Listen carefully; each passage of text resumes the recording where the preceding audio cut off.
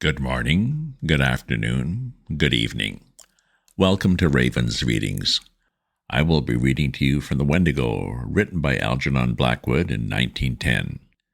It's a novelette about a group of moose hunters in northern Ontario and a mythical First Nations creature, the Wendigo. I do readings twice a week. If you subscribe to my Substack newsletter, you'll get notified of my updates as soon as they're ready. If you enjoy this reading or have other classics you'd like to hear, leave me a comment. Last episode, we met the hunters while they planned their trip.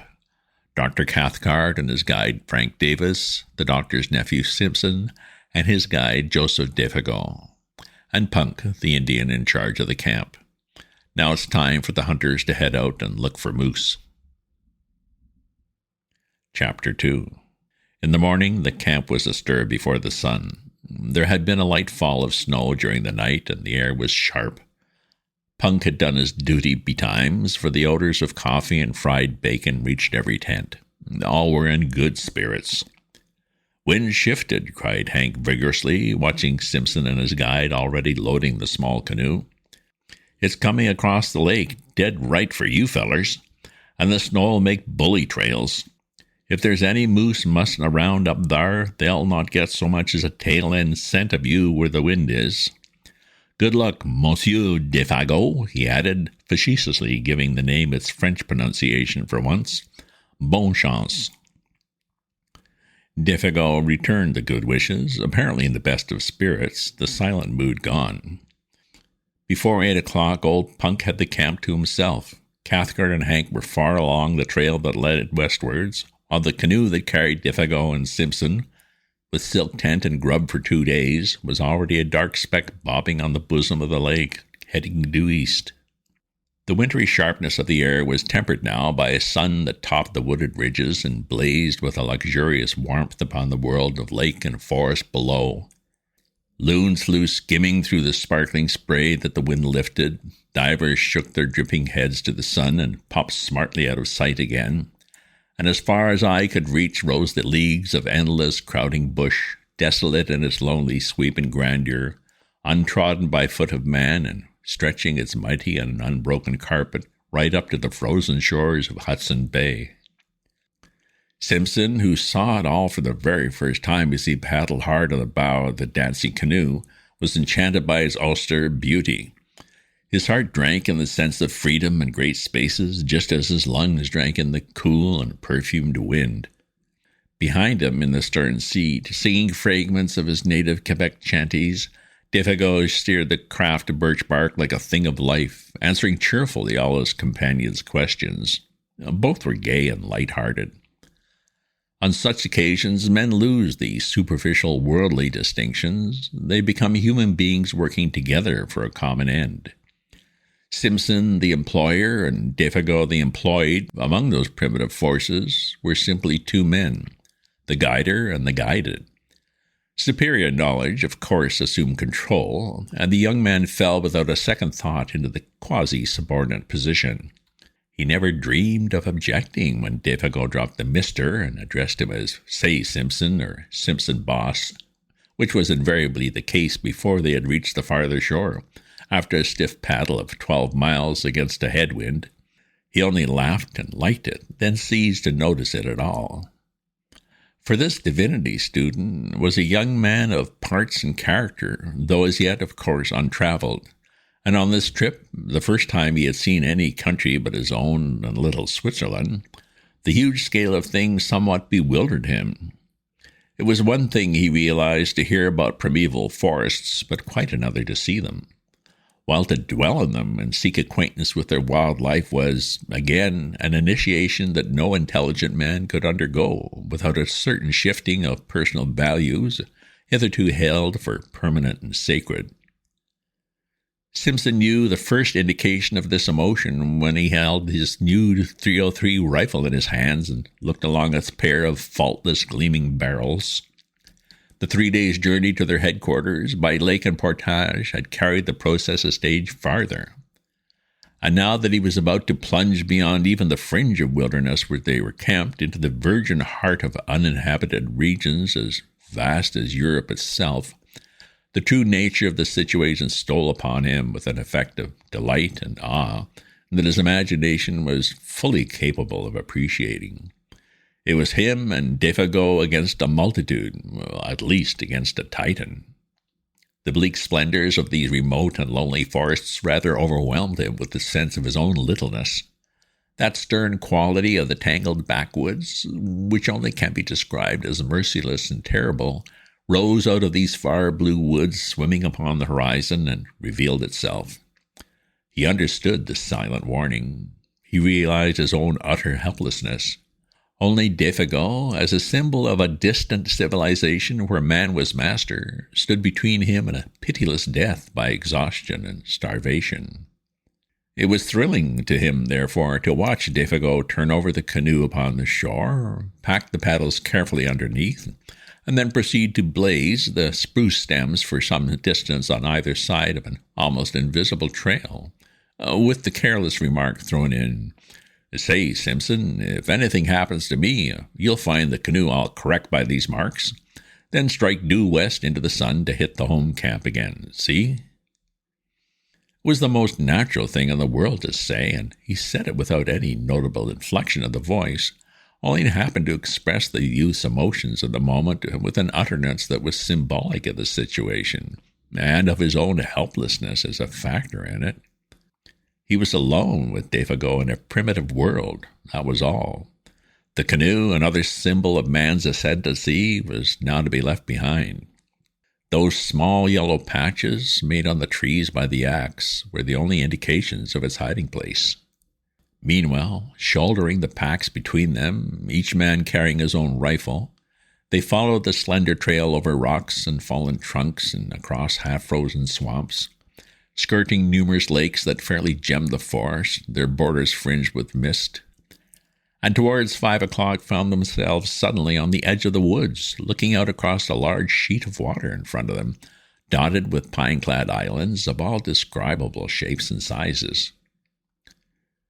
50 island water, announced Defago wearily, and the sun just going to dip his bald old head into it, he added with unconscious poetry, and immediately they set about pitching camp for the night. In a very few minutes, under those skillful hands that never made a movement too much or a movement too little, the silk tent stood tall and cozy, the beds of balsam boughs readily laid, and a brisk cooking fire burned with the minimum of smoke.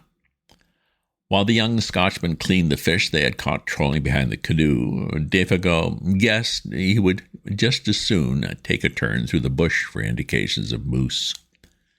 "May come across a trunk where they've been and rubbed horns," he said as he moved off, "or feeding on the last of the maple leaves." And he was gone. His small figure melted away like a shadow in the dusk, while Simpson noted with a kind of admiration how easily the forest absorbed him into herself. A few steps, it seemed, and he was no longer visible. Yet there was little underbush hereabouts. The trees stood somewhat apart, well spaced, and in the clearings grew silver birch and maple, spear-like and slender against the immense stems of spruce and hemlock. But for occasional prostrate monsters and the boulders of grey rock that thrust uncouth shoulders here and there out of the ground, it might well have been a bit of park in the old country. Almost one might have seen in it the hand of man.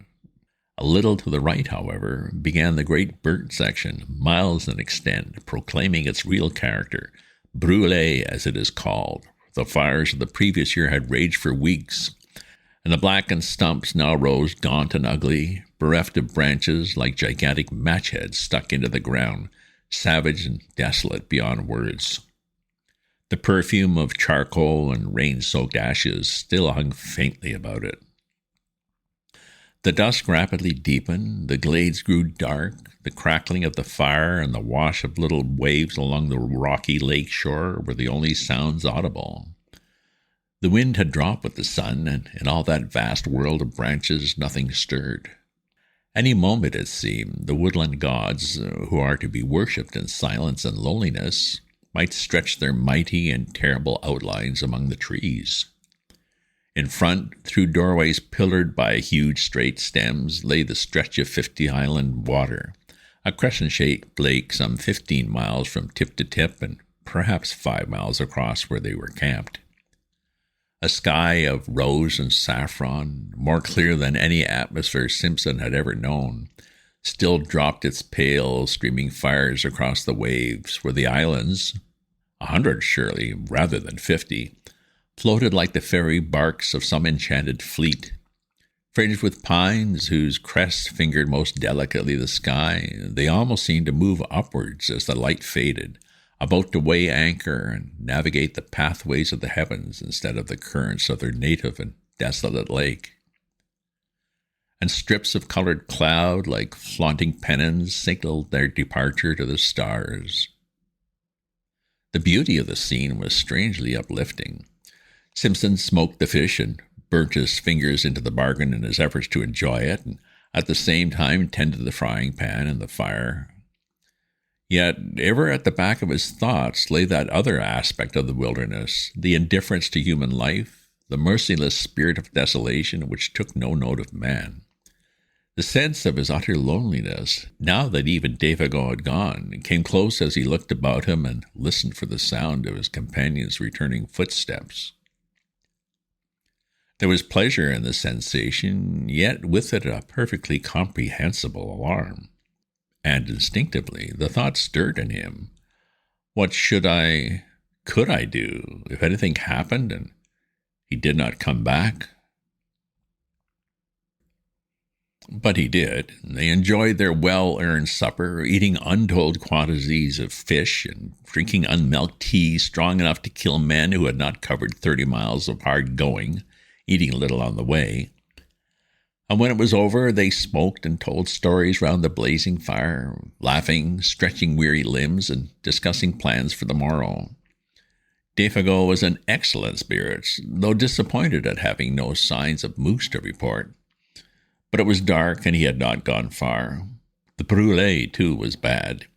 His clothes and hands were smeared with charcoal. Simpson, watching him, realized with renewed vividness their position, alone altogether in the wilderness. "Defago," he said presently, "these woods, are a mite too big to feel quite at home in, to feel comfortable in, I mean, eh?" He merely gave the expression to the mood of the moment. He was hardly prepared for the earnestness, the solemnity even, with which the guide took him up. "You've hit it right, Simpson boss," he replied, fixing his searching brown eyes on his face. "And that's the truth, sure. There's no end to 'em, no end at all." Then he added in a lowered tone as if to himself, "There's lots found out that and gone plumb to pieces." But the man's gravity of manner was not quite to the other's liking. It was a little too suggestive for this scenery and setting. He was sorry he had broached the subject. He remembered suddenly how his uncle had told him that men were sometimes stricken with a strange fever of the wilderness, when the seduction of the uninhabited waste caught them so fiercely that they went forth, half fascinated, half deluded, to their death. And he had a shrewd idea that this companion held something in sympathy with that queer type. He led the conversation onto other topics, onto Hank and the doctor, for instance, and the natural rivalry as to who should get the first sight of moose. "Well, if they went due west," observed Defago carelessly, "there's 60 miles between us now, with old Punk at Halfway House eating himself full to bustin' with fish and coffee." They laughed together over the picture. But the casual mention of those 60 miles again made Simpson realize the prodigious scale of this land where they hunted. 60 miles was a mere step, 200 little more than a step. Stories of lost hunters rose persistently before his memory. The passion and mystery of homeless and wandering men, seduced by the beauty of great forests, swept his soul in a way too vivid to be quite pleasant. He wondered vaguely whether it was the mood of his companion that invited the unwelcome suggestion with such persistence. "Sing us a song, Defago, if you're not too tired," he asked. "One of those old Voyager songs you sang the other night." He handed his tobacco pouch to the guide and then filled his own pipe, while the Canadian, nothing loth, sent his light voice across the lake in one of those plaintive, almost melancholy shanties with which lumbermen and trappers lessen the burden of their labor. There was an appealing and romantic flavor about it, something that recalled the atmosphere of the old pioneer days when Indians and wilderness were leagued together, battles frequent, and the old country farther off than it is today. The sound traveled pleasantly over the water, but the forest at their banks seemed to swallow it down with a single gulp that permitted neither echo nor resonance. It was in the middle of the third verse that Simpson noticed something unusual, something that brought his thoughts back with a rush from faraway scenes. A curious change had come into the man's voice. Even before he knew what it was, uneasiness caught him, and looking up quickly, he saw that Defago, though still singing, was peering about him into the bush, as though he heard or saw something. His voice grew fainter, dropped to a hush, then ceased altogether. The same instant, with a movement amazingly alert, he started to his feet and stood upright, sniffing the air. Like a dog scenting game, he drew the air into his nostrils in short, sharp breaths, turning quickly as he did so in all directions, and finally pointing down the lake eastwards. It was a performance unpleasantly suggestive and at the same time singularly dramatic. Simpson's heart fluttered disagreeably as he watched it. "Lord, man, how'd you make me jump?" he exclaimed, on his feet beside him the same instant, and peering over his shoulder into the sea of darkness. "What's up? Are you frightened?" Even before the question was out of his mouth, he knew it was foolish, for any man with a pair of eyes in his head could see that the Canadian had turned white down to his very gills. Not even sunburn and the glare of the fire could hide that. The student felt himself trembling, a little weakish in the knees. "What's up?" he repeated quickly. "Do you smell moose? Or anything queer, anything wrong?" He lowered his voice instinctively. The forest pressed round them with its encircling wall. The nearer tree stems gleamed like bronze in the firelight. Beyond that, blackness, and as so far as he could tell, a silence of death. Just behind them, a passing puff of wind lifted a single leaf, looked at it, then laid it softly down again without disturbing the rest of the covey. It seemed as if a million invisible causes had combined just to produce that single visible effect. Other life pulsed about them and was gone. Defago turned abruptly, the livid hue of his face turning to a dirty gray. "I never said I heard or smelled nothing," he said slowly and emphatically in an oddly altered voice that conveyed somehow a touch of defiance. "I was only taking a look round, so to speak. It's always a mistake to be too previous with your questions." Then he added suddenly, with an obvious effort in his more natural voice, "Have you got the matches, Boss Simpson?" and proceeded to light the pipe he had half filled just before he began to sing. Without speaking another word, they sat down again by the fire. Defago changed his side so that he could face the direction the wind came from. Even a tenderfoot could tell that. Defago changed his position in order to hear and smell all there was to be heard and smelled. And since he was now facing the lake with his back to the trees, it was evidently nothing in the forest that had sent so strange and sudden a warning to his marvelously trained nerves. "Guess now I don't feel like singing any," he replied presently of his own accord. "That song kinder brings back memories that troublesome to me. I never ought to begun it. It sets me on to managing things, see?" Clearly the man was still fighting with some profoundly moving emotion. He wished to excuse himself in the eyes of the other. But the explanation, in that it was only a part of the truth, was a lie, and he knew perfectly well that Simpson was not deceived by it. For nothing could explain away the livid terror that had dropped over his face while he stood there, sniffing the air. And nothing, no amount of blazing fire or chatting on ordinary subjects, could make that camp exactly as it had been before. The shadow of an unknown horror, naked if unguessed, that had flashed for an instant in the face and gestures of the guide, had also communicated itself, vaguely and therefore more potently to his companion. The guide's visible efforts to dissemble the truth only made things worse. Moreover, to add to the younger man's uneasiness was the difficulty, nay, the impossibility he felt of asking questions, and also his complete ignorance as to the cause. Indians, wild animals, forest fires, all these he knew were wholly out of the question. His imagination searched vigorously, but in vain. Yet somehow or other, after another long spell of smoking, talking, and roasting themselves before the great fire, the shadow that had so suddenly invaded their peaceful camps began to shift. Perhaps Defago's efforts, or the return of his quiet and normal attitude, accomplished this. Perhaps Simpson himself had exaggerated the affair out of all proportion to the truth, or possibly the vigorous air of the wilderness had brought its own powers of healing. Whatever the cause, the feeling of immediate horror seemed to have passed away as mysteriously as it had come, for nothing occurred to feed it. Simpson began to feel that he had permitted himself the unreasoning terror of a child.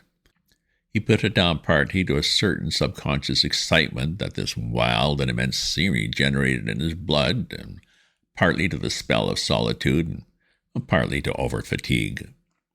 That pallor in the guide's face was, of course, uncommonly hard to explain, yet it might have been due in some way to an effect of firelight or his own imagination.